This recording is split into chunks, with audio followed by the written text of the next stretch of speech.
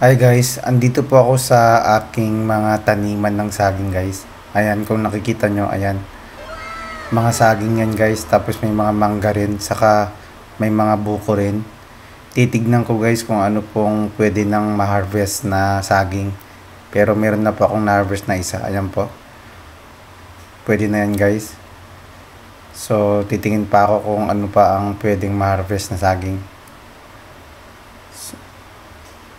Ayan yung mga saging guys, ayan. Oh. Yan po yung mga tanim ko guys. Ayan. Lahat po yan, ako lang po nagtanim dyan.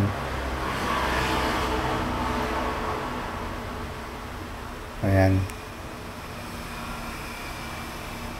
Tanim ko po lahat yan guys.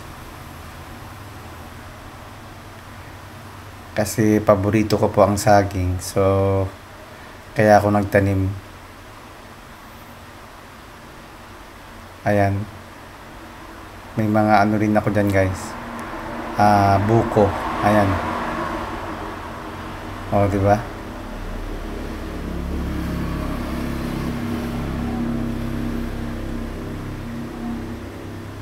Lahat po yan tanim ko guys.